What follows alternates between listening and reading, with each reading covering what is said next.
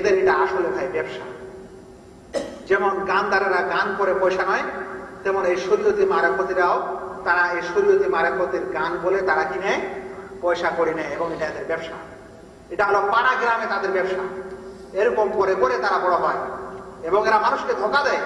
এই যে বলছে শরীয়তি ফকিরের পাল্লা মারেফতি ফকিরের সাথে চলে, এটা কিন্তু সবকিছু ওদের একটা তৈরি করা খাস জিনিস তাদের বই পুস্তকে লেখা থাকে, তাদের ডায়েরিতে থাকে যে আমি এই কথা বলবো আর তুমি এর এই উত্তর দিবে, আমি এই কথা বলবো তুমি এর এই উত্তর দিবে, যেন জনগণেরা শোনার জন্য অধীর আগ্রহে বসে থাকে। সেজন্য আপনারা যদি কোনো মহফিলে এরকম যেয়ে থাকেন বা দেখে থাকেন, তাহলে দেখবেন এরকম একটা বড় পেপার, একটা ডায়েরি তারা যখন আলোচনা করে তখন তাদের সামনে একটা লোহার উপরে ব্যাপে রাখা থাকে, ওটাতে সবকিছু লেখা থাকে। তারা টের চোখে ওটাতে দেখে আর একটা করে গান গায় আর কথা বলে, প্রশ্ন করে একদিকে আর আরেকদিকে উত্তর দেয়, দুজনের কিন্তু লেখালেখি থাকে। এটা হলো মানুষকে ধোঁকা দেয় আর ইসলামের নামে। যেই মানুষেরা এদেরকে ভালো মনে করে এবং এদেরকে আইডিয়াল আদর্শ মনে করে, আমি আপনাদেরকে এটাই বলতে চাই যে যাকে আপনি আদর্শ মনে করছেন তার আচরণটা দেখেন। যাকে শরীয়তে মারেফতি বলে আপনি তাকে ভালোবাসছেন তার আপনি আরো আচরণটা দেখেন।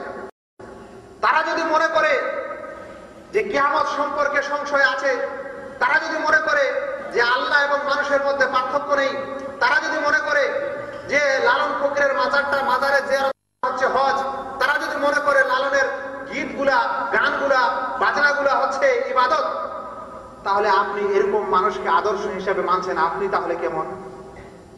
যারা নামাজ পড়ে না, রোজা করে না, হজ করে না, যারা একটু আগে শুনলেন প্রেম ভাজা খায়, আর আপনি তাদেরকে সমর্থন করছেন এবং আপনিও তাদের সহযোগিতা করছেন, তাহলে যাকে আপনি আদর্শ মনে করছেন সে এবং আপনি কেমন একটু চিন্তা করা দরকার।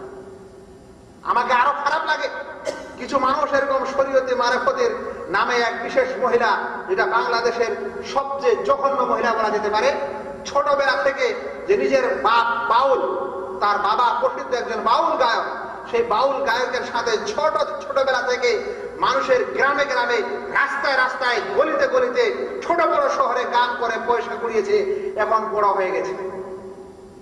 আর তাকে শরীয়ত মারেফতের গান আগে থেকেই করানো হতো।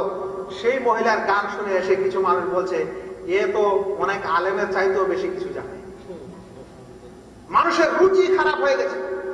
মানুষ হিসাবে এদের মধ্যে একটা সুরুচি বলে নেই, একটা সুস্বভাব বলে নেই।